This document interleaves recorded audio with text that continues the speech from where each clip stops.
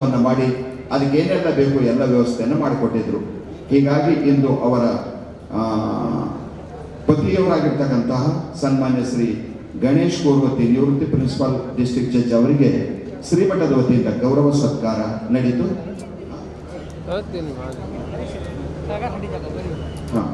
ಇನ್ನು ಮುಂದೆ ನಮ್ಮ ಮಂಗಲಮಯ ಸಮಾರಂಭದಲ್ಲಿ ಪಾಲ್ಗೊಂಡಿರ್ತಕ್ಕಂಥ ಪರಮ ಪೂಜ್ಯರಾಗಿರುವ ಮರಾಠ ಜಗದ್ಗುರುಗಳು ಮಂಜುನಾಥ್ ಭಾರತಿ ಮಹಾಸ್ವಾಮಿಗಳವರು ಗೋಸಾಯಿ ಮಠ ಬೆಂಗಳೂರು ಪೂಜ್ಯರು ಉಪದೇಶಾಮೃತವನ್ನು ಕರುಣಿಸಬೇಕಾಗಿ ಆದ್ಯ ಜಗದ್ವ್ಯಾಪಿನಿಂ ವೀಣಾ ಪುಸ್ತಕಧಾರಿಣಿಂ ಅವಯದ ಜಢ್ಯಂಧಕಾರಪಃ ಹಸ್ತೆ ಸ್ಫಾಟಿಕ ಮಾಲಿಕಾಂ ವಿದದತಿಂ ಪದ್ಮಾಸನೆ ಸಂಸ್ಥಿತಾಂ ವಂದೇ ತ್ವಾಂ ಪರಮೇಶ್ವರಿಂ ಭಗವತಿಂ ಬುದ್ಧಿಂ ಪ್ರದಾಂ ಶಾರದಾ ಅತುಲಿತ ಬಲಧಾಮಂ ಸ್ವರ್ಣ ಶೈಲಾಭದೇಹಂ ಧನುಜವನ ಕುಶಾಲಂ ಜ್ಞಾನಿನಾಂ ಅಗ್ರಗಣ್ಯಂ ಸಕಲ ಗುಣನಿಧಾನಂ ವಾನರಾನಾಮಧೀಶಂ ರಘುಪತಿ ಪ್ರಿಯ ಭಕ್ತಂ ವಾತಜಂ ನಮಾಮಿ. ಪ್ರಪ್ರಥಮವಾಗಿ ಭಗವಾನ್ ಕಾಶಿಪತಿ ವಿಶ್ವನಾಥರನ್ನು ಸ್ಮರಿಸಿ ಭಗವತಿ ವಿದ್ಯಾದಾತ್ರಿ ಸರಸ್ವತಿಯನ್ನು ಸ್ಮರಿಸಿ ಶಿವಾವತಾರಿ ಜಗದ್ಗುರು ಸಿದ್ಧಾರೂಢ ಸ್ವಾಮಿ ಮಹಾರಾಜರನ್ನು ವಂದಿಸಿ ಹಾಗೂ ಮೌನಯೋಗಿ ಗುರುನಾಥ ಅರುಣರನ್ನು ಪ್ರಣಿಪಾತವನ್ನು ಮಾಡಿ ತತ್ಸ್ವರೂಪಿಗಳಾಗಿರುವಂಥ ಪ್ರಾತಸ್ಮರಣೀಯರು ನಿರಾಧಾರಿ ಹಾಗೂ ನಡೆದಾಡುವ ದೇವರು ಅಂಥೇಳಿ ಸತ್ಯದ ಕಾಲದಲ್ಲಿ ಆ ಸಾಕ್ಷಾತ್ ಸಿದ್ಧಾರೂಢ ಸ್ವಾಮೀಜಿನೇ ದಿ ಲಿವಿಂಗ್ ಆಫ್ ಗಾಡ್ ಅಂದ ಹಾಗೆ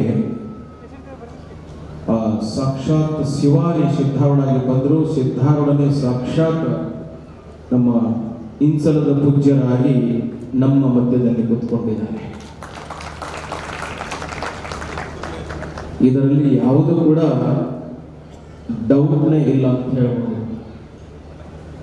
ಪೂಜ್ಯರ ಮಾತುಗಳು, ಅವರ ನಡೆನುಡಿಗಳು, ಅವರ ಪವಿತ್ರವಾಗಿರುವಂಥ ವಿಶಾಲ ದೃಷ್ಟಿ, ಸಾಧಕರಲ್ಲಿರುವಂಥ ಅನುಪಮ ಪ್ರೇಮ, ಇದು ನೋಡಿಬಿಟ್ರೆ ಸಾಕು ನಾವು ಸಿದ್ಧಾರೂಢರಿಗೆ ನೋಡಿಲ್ಲ ಅಂಥೇಳಿ ಸ್ವಲ್ಪ ದುಃಖ ಆಗ್ತಿತ್ತು.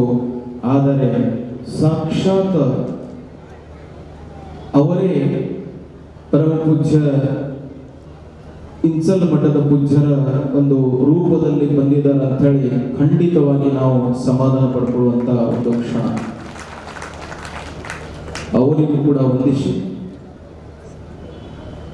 ತತ್ಸ್ವರೂಪಿಗಳಾದ ಸ್ವಾಮಿ ವಿವೇಕಾನಂದರು ನಮ್ಮ ಭಾರತ ದೇಶದ ವೇದಾಂತ ಶಾಸ್ತ್ರವನ್ನು ಇಡೀ ಪ್ರಪಂಚಕ್ಕೆ ಕೊಟ್ಟಿದವರು. ಅವರಿಗೂ ಕೂಡ ನಮಗೆ ನೋಡಕ್ಕಾಗಿಲ್ಲ.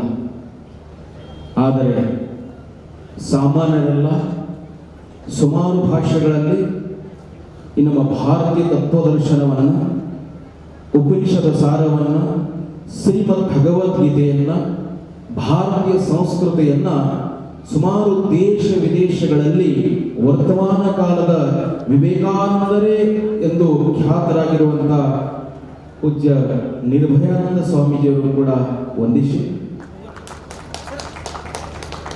ಅದೇ ಥರ ಎಲ್ಲ ಪೂಜ್ಯರು, ಎಲ್ಲ ಗುರು ಹಿರಿಯರಿಗೂ ಕೂಡ ವಂದಿಸಿ, ಹಾಗೂ ಈ ಕಾರ್ಯಕ್ರಮದ ಅಧ್ಯಕ್ಷರಿಗೂ ಹಾಗೂ ಹೀಗೆ ತಾನೇ ಬಂದಿರುವಂಥ ದಾನಶೂರ ಕರ್ಣ ಅಂಥೇಳಿ ಖ್ಯಾತರಾಗಿರುವಂಥ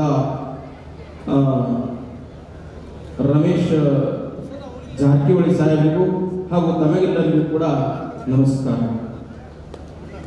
ಇವತ್ತಿನ ದಿವಸ ಜಗದ್ಗುರು ಸಿದ್ಧಾರೂಢ ಸ್ವಾಮೀಜಿಯವರ ವಿಶೇಷವಾಗಿರುವಂಥ 190ನೇ ಜಯಂತ್ಯೋತ್ಸವ ಹಾಗೂ ಜಗದ್ಗುರು ಶ್ರೀ ಗುರುನಾಥ ರೂಢರ 115ನೇ ಜಯಂತ್ಯೋತ್ಸವ ಹಾಗೂ ಶ್ರೀ ಸಿದ್ಧಾರೂಢರ ಕಥಾಮೃತದ ಶತಮಾನೋತ್ಸವ ಹಾಗೂ ಈ ಸಾಲಿನ ಶಿವರಾತ್ರಿ ಮಹೋತ್ಸವದ ನಿಮಿತ್ತ ಅಥವಾ ಅಂಗವಾಗಿ ಜರಗಲಿರುವ ಈ ವಿಶ್ವ ಶಾಂತಿಗಾಗಿ ವಿಶ್ವ ವೇದಾಂತ ಪರಿಷತ್ ಕಾರ್ಯಕ್ರಮ ಇದು ವಿಶ್ವವಿಖ್ಯಾತ ಅಂತ ಹೇಳಬಹುದು. ಸಾಮಾನ್ಯ ಅಲ್ಲ, ವೇದಾಂತ ಅಂದ್ರೆ ಖಂಡಿತವಾಗಿ ಎಲ್ಲ ದರ್ಶನಗಳಲ್ಲಿ ವಿಶೇಷವಾಗಿರುವಂತಹ ಫಿಲಾಸಫಿ ಅಂದರೆ ಅದು ವೇದಾಂತ ಅಂತ ಹೇಳಬಹುದು. ಒಂದೇ ಒಂದು ಮಾತಿನಲ್ಲಿ ಹೇಳಬೇಕಾದ್ರೆ, ಈ ಜಗತ್ತಿಗೆ ಶಾಂತಿಯನ್ನ ಬೇಕಂದ್ರೆ ಈ ಜಗತ್ತು ಒಂದೇ ಸೂತ್ರದಲ್ಲಿ ಕಟ್ಟು ಹಾಕಬೇಕಂದ್ರೆ ಅದು ಮಾತ್ರ ವೇದಾಂತದಿಂದಲೇ ಸಾಧ್ಯ ಅನ್ನುವಂತ ಮಾತಿನಲ್ಲಿ ಹೇಳಬಹುದು. ಯಾಕಂದ್ರೆ ವೇದಾಂತ ಇದು ಭೇದಗಳನ್ನು ದೂರ ಮಾಡ್ತದೆ, ಅಭೇದವನ್ನು ಪ್ರತಿಪಾದನೆ ಮಾಡುವಂತ ಇದು ಅದ್ವೈತ ವೇದಾಂತ. ಯಾಕಂದ್ರೆ ಅಜ್ಞಾನಿಗಳು ಯಾವತ್ತೂ ಕೂಡ ಒಂದರಲ್ಲಿ ಕೂಡ ಅನೇಕ ದೃಷ್ಟಿಯಿಂದ ಅನೇಕ ಭಾಗಗಳನ್ನು ಮಾಡುವಂತ ಕೆಲಸ ಮಾಡ್ತಾರೆ. ಆದರೆ ಜ್ಞಾನಿಗಳು ಅನೇಕರಲ್ಲಿ ಕೂಡ ಒಂದಾಗಿ ನೋಡುವಂತ ಕೆಲಸ ಈ ಜಗತ್ತಿನಲ್ಲಿ ಮಾಡ್ತಾ ಬಂದಿದ್ದಾರೆ. ಹಾಗಾಗಿ ಇವತ್ತಿನ ಪ್ರತಿಪಾದಿತ ವಿಷಯ ಅತಿಶಯ ಸುಂದರವಾಗಿರುವಂಥದ್ದು.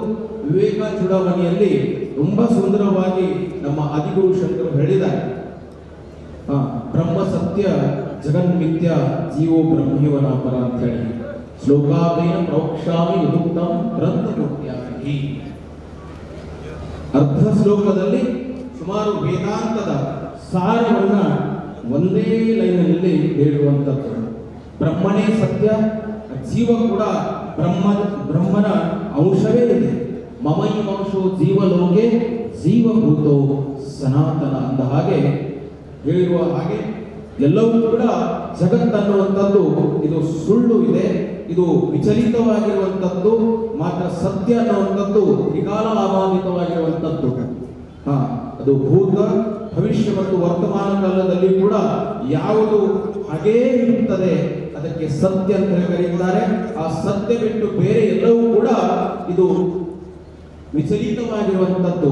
ಹಿಂದೆ ಇತ್ತು, ಈಗ ಇಲ್ಲ, ಈಗ ಇದ್ರೂ ಕೂಡ ಮುಂದೆ ಇರಲ್ಲ. ಈ ಜಗತ್ತಿನ ಸ್ವರೂಪ ಇದೆ. ಹಾಗಾಗಿ ನಮ್ಮ ಆತ್ಮ ಸ್ವರೂಪ ಇದೆ ಅಲ್ಲ, ಇದು ನಿತ್ಯ ಸ್ವರೂಪ ಇದೆ. ಹಾಗಾಗಿ ನಾವೆಲ್ಲ ಅಮೃತ ಪುತ್ರರು ಅಂತ ಹೇಳಿ ನಮ್ಮ ಉಪನಿಷತ್ತುಗಳು, ಅದೇ ತರ ಸ್ವಾಮಿ ವಿವೇಕಾನಂದರು ಹೇಳಿರುವಂತಹ ಮಾತು, ನೈನಂ ಚಿಂದಂತಿ ಶಸ್ತ್ರಾಣಿ ನೈನಂ ದಹತಿ ಪಾವಕ ನ ಚೈನಂ ಕ್ಲೇದಯತ್ಯಾಪೋ ನ ಶೋಷಯತಿ ಮಾರುತಃ ಅಂದ ಹಾಗೆ ನಮ್ಮ ಆತ್ಮದ ಅಥವಾ ನಿತ್ಯದ ವಿಶೇಷ ಚೈತನ್ಯದ ಸ್ವರೂಪವನ್ನ ಶ್ರೀಕೃಷ್ಣ ಪರಮಾತ್ಮ ಸುಮಾರು ವರ್ಷಗಳ ಹಿಂದೆ, ಅಂದ್ರೆ 7,000 ವರ್ಷಗಳ ಹಿಂದೆ ಹೇಳಿರುವಂತ ಮಾತು. ಈ ಶ್ರೀಮದ್ ಭಗವದ್ಗೀತೆಯನ್ನ ನಾವು ಸುಮಾರು 80 ರಾಗಗಳಲ್ಲಿ, ಇದು ವಿಶೇಷವಾಗಿ ನಾನು ವಿನಂತಿ ಮಾಡಿ ಹೇಳುವುದು ಎಲ್ಲ ಪೂಜ್ಯರಿಗೆ. ಯಾಕಂದ್ರೆ ಶ್ರೀಮದ್ ಭಗವದ್ಗೀತೆಯು ಜಗತ್ತಿನ ಎಲ್ಲ ಭಾಷೆಗಳಲ್ಲಿ ಕೂಡ ಇದು ಪ್ರಿಂಟ್ ಆಗಿದೆ. ಜಗತ್ತಿನಲ್ಲಿರುವ ಎಲ್ಲ ಭಾಷೆಗಳಲ್ಲಿ ಏಕಮೇವ ಗ್ರಂಥ ಯಾವುದಂದ್ರೆ ಶ್ರೀಮದ್ ಭಗವದ್ಗೀತೆ ಪ್ರಿಂಟ್ ಆಗಿರುವುದು. ಆದರೆ ಸುಮಾರು 80 ರಾಗಗಳಲ್ಲಿ ಅದಕ್ಕೆ 5 ಭಾಷೆಗಳಲ್ಲಿ ಪ್ರತಿಯೊಂದು ಅಧ್ಯಾಯದ ಶ್ಲೋಕ ಮತ್ತು ಪ್ರತಿಯೊಂದು ಅಧ್ಯಾಯದ ಸಾರಾಂಶ ಸುಮಾರು 5 ಭಾಷೆಯಲ್ಲಿ ಹಾಡುವಂತ ಸೌಭಾಗ್ಯ ಆ ಭಗವಾನ್ ಶ್ರೀಕೃಷ್ಣ ಪರಮಾತ್ಮ ನನಗೆ ತಂದು ಕೊಟ್ಟಿದ್ದು. ಇದು ನನ್ನ ಸೌಭಾಗ್ಯ ಅಂತ ನಾನು ತಿಳ್ಕೊಂಡಿದ್ದೇನೆ. ಆ ಶ್ರೀಮದ್ ಭಗವದ್ಗೀತೆಯನ್ನು 80 ರಾಗಗಳಲ್ಲಿ ಯಾವ ತರ ಹಾಡಿದ್ದೇನೆ ಅಂತ ಹೇಳಿದ್ರೆ, ಅದು ಪ್ರತಿಯೊಂದು ಆ ಅಧ್ಯಾಯದ ಪ್ರಸಂಗ ಪರತ್ವೆ, ಆ ಶ್ಲೋಕದ ಅನುವಾದ ಅಥವಾ ಶ್ಲೋಕದ ಹಿಂದೆ ಮುಂದಿನ ಸಂದರ್ಭವನ್ನು ತಕ್ಕಂತೆ ಅದೇ ತರ ಆ ರಾಗದ ಭಾವ ಏನಿದೆ, ಆ ರಾಗ ಯಾವ ಸಮಯದಲ್ಲಿ ಹಾಡಬೇಕು, ಆ ರಾಗದ ಸಾರಾಂಶ ಏನಿದೆ, ಅದು ದುಃಖದ ಸನ್ನಿವೇಶ ಇದೆಯಾ ಅಥವಾ ಗಾಂಭೀರ್ಯದ ಸನ್ನಿವೇಶ ಇದೆಯಾ, ಅಥವಾ ಮಾರ್ನಿಂಗ್ ಹಾಡಬೇಕಾ ಅಥವಾ ಮಧ್ಯ ಕಾಲಿನಲ್ಲಿ ಹಾಡಬೇಕಾ, ಅಥವಾ ಈವ್ನಿಂಗ್ ರಾಗಿದೆಯಾ ಅಥವಾ ಅರ್ಲಿ ಮಾರ್ನಿಂಗ್ ಇದೆಯಾ, ಎಲ್ಲ ನಿಯಮ ಕಾನೂನುಗಳನ್ನ ಪ್ರತಿಬಂಧನೆ ಮಾಡಿ ಈ ಶ್ರೀಮದ್ ಭಗವದ್ಗೀತೆಯನ್ನ ಸುಮಾರು 80 ರಾಗಗಳಲ್ಲಿ ಹಾಡಿ ಈಗಾಗಲೇ ಸದ್ಭಕ್ತಿ ಅನ್ನುವಂಥ ಯೂಟ್ಯೂಬ್ ಚಾನೆಲ್ನಲ್ಲಿ ಅಪ್ಲೋಡ್ ಆಗಿದೆ. ಭಾರತ ದೇಶದಲ್ಲಿರುವಂತ ಆಲ್ಮೋಸ್ಟ್ ಮಹಾಮಂಡಲೇಶ್ವರಗಳು ಜಗದ್ಗುರುಗಳು, ಅದೇ ತರ ನಮ್ಮ ಪರಮ ಪೂಜ್ಯ ನಿರ್ಭಯಾನಂದ ಸರಸ್ವತಿಜಿಯವರು ಕೂಡ ಆ ಭಗವದ್ಗೀತೆಯನ್ನ ಕೇಳಿ ತಮ್ಮದೇ ಆಗಿರುವಂತಹ ವಿಚಾರವನ್ನ ಅಭಿಪ್ರಾಯಾತ್ಮಕವಾಗಿ ಅವರು ವ್ಯಕ್ತ ಮಾಡಿರುವಂತದ್ದು. ಅಷ್ಟೇ ಅಲ್ಲ, ಭಾರತ ನಮ್ಮ ಭಾರತದ ವಿಶೇಷವಾಗಿರುವಂತಹ ಪುರಸ್ಕೃತರು